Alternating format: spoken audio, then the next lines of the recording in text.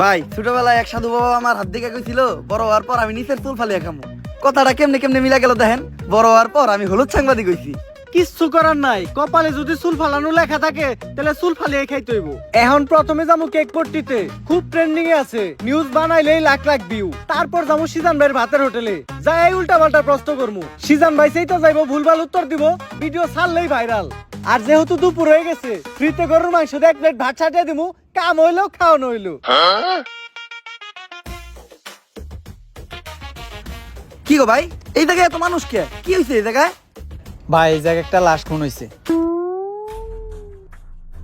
ভাই দেখা তো মনে হইতাছে 6-7 বছরের কোনো বাচ্চা। নিউজটা নিয়ে নিব নাকি? যা বেটা, এটা ট্রেন্ডিং টপিক নাকি? এটা ছাড়লে কি ভিউ হইব? ট্রেন্ডিং টপিক খুঁজ, যেগুলো ছাড়লেই ভাইরাল। তাইলে ভাই কন্টেন্ট ক্রিয়েটর শিবন মিয়া আছে না, ও নাকি ওর মায়েরে ভাত দেয় না, কিন্তু বিরিয়ানি দেয় 3 বেলা। বিরিয়ানি দেয় কাইটা, এই যে ভাত দেয় না, এই জিনিসটারে হাইলাইট করে নিউজ বানাইলে কেমন হয়? এর লিগাই তো আমি তোরে আমার লগে রাখি। হলুদ সাংবাদিক হওয়ার পরে আমরা উল্টা পাল্টা নিউজ বানানি করছি শুরু। এখন থেকে আমি তোর শিষ্য, তুই আমার গুরু। তাইলে চলেন ভাই আগে এই নিউজটাই বানাই।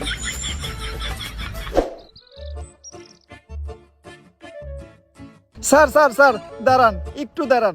স্যার, আপনি করে দেখে মনে হইতেছে আপনারা মিডিয়ার লোক। আমার ছোট্ট একটা বোন মাদ্রাসায় পড়ে, বয়স মাত্র 13। এক জানোয়ারের বাচ্চায় ওরে দর্শন করছে, কিন্তু কোনো বিচার পাইতাছি না। মিডিয়াই তো এই দেশের সব থেকে বড় শক্তি।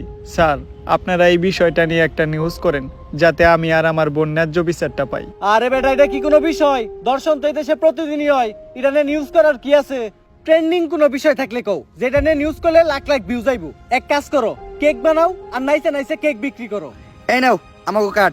যদি এটা আসলেই করো তাহলে যোগাযোগ করো, আইহা নিয়ে ভিডিও বানাই দিয়ে যাবনি। আর এখন আমাকে সময় একটু কম, স্বপন মিয়ার পারিবারিক বিষয়ে আঙ্গুল দিতে হইব। জান ভাই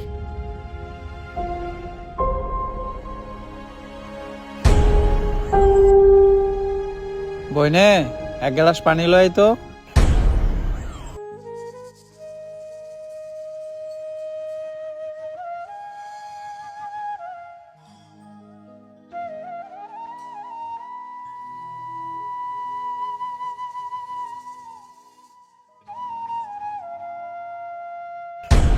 এই যে আমি আমার সব মার্বেল এনে রাখলাম, আমি যদি এই মার্বেলটা লাগাইতে পারি তাহলে তোর সব মার্বেল কিন্তু আমার। আর না লাগাইতে পারলে তোর সব মার্বেল আমার।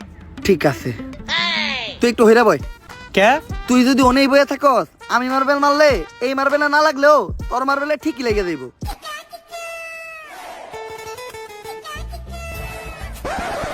লাগে না, এই দে তোর সব গুড়ি দে। এনে এই গোটাকে আমার কাছে তো এই কটা গুটি আছিল। তোরে বিশ্বাস করি না আমি। হাতুড়া, তোর পকেট চেক করমু।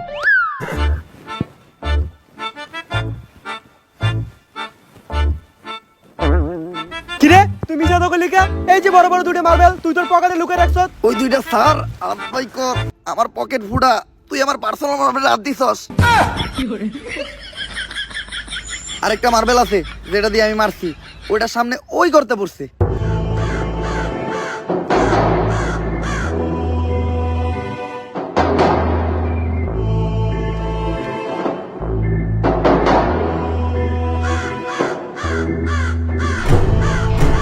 ওই কিরে, আমার হাত আটকে গেছে, ওই তাড়াতাড়ি আয়, আমার এন থেকে ছুটা।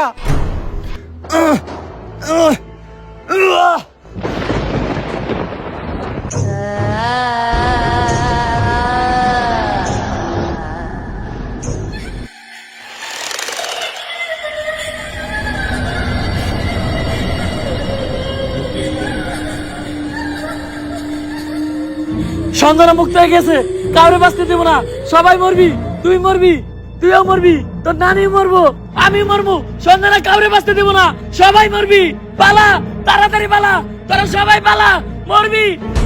কে সঞ্জনা? আর কেন মারবো আমাকে সবাই? আরে ও পাগল, ওর কথায় ভয়টাই পাইস না। ভাই আর আমি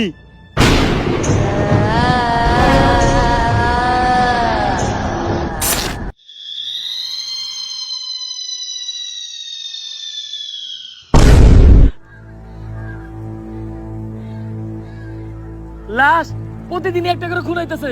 কোন দেশে সহবাস করি আমরা? এই দেশে আমাদের কোনো নিরাপত্তাই নেই, পুলিশ কি করে? গত 1 মাসে 10টারও বেশি লাশ পাওয়া গেছে। সবগুলা লাশই সাংবাদিকের, আর লাশগুলা পাওয়া যাইতেছে অনেক অলৌকিক ভাবে। আমি একটা রহস্যের গন্ধ পাইতাছি। স্যার এটা রহস্যের গন্ধ না, এটা আমার পাদের গন্ধ। সকালবেলা মুলাদে ভাত খাইছি। আর একটা উল্টাপাল্টা কথা কইলে খেতে ফেলে পিছন মেরে দিমু, পাবলিকের সামনে মুখ দেখাইতে পারবি না।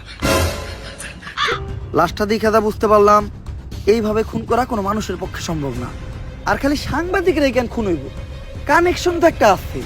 এই কাজগুলো যে করতেছে ওরে পাইলে ঢুকাই দিয়ে ফুড়ে এলাম। বস, দোকানের দায়িত্ব আমারই দিন, ফুটাইন আপনি। তোর কইছি না বেশি কথা না কইতে।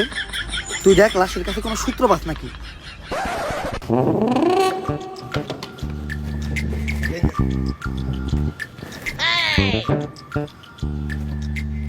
স্যার, কোনো সূত্রই তো পাইলাম না।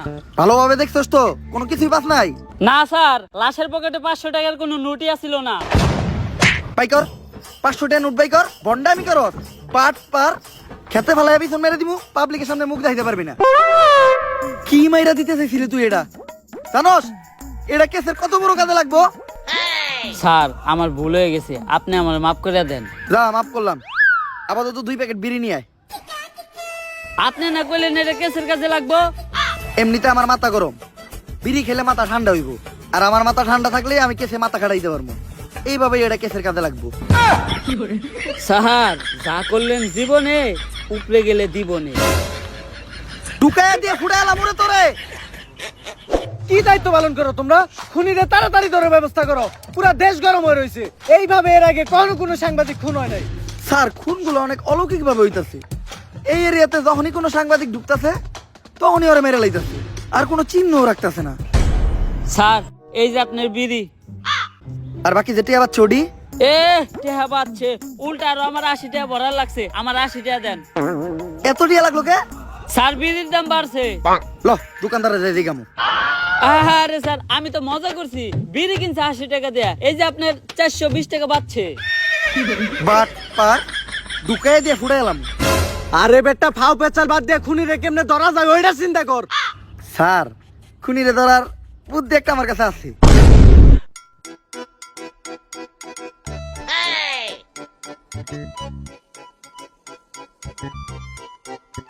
স্যার, আপনারা দুইজন মিলে আমার এই বলিটা দিলেন। আরে তুই কোনো চিন্তা করিস না, আমি আর এসপি স্যার আছি। আমরা থাকতে তোর কিছু হইতে দিব না। আমার আমাকে জীবন দিয়ে হইলো তোরে বাঁচামু। এই তুই এনে থাক, আমার খুব মুতে ধরছে রে। স্যার, মুতে তো আমারও ধরছে। চলেন দুইজন মিলে এক লগে মুইতাহি। এই তুই এই জায়গার বিষয়টা দেখিস, আমরা একটু মুইতাহি। স্যার, আপনারা না কইলেন আপনারা আমার জান বাঁচানোর লিগে জীবন দিয়ে দিবেন? আরে বেটা, জীবন দিব তো কইছি, মোতাটকা মতো কই নাই। থাক মুইতাহি।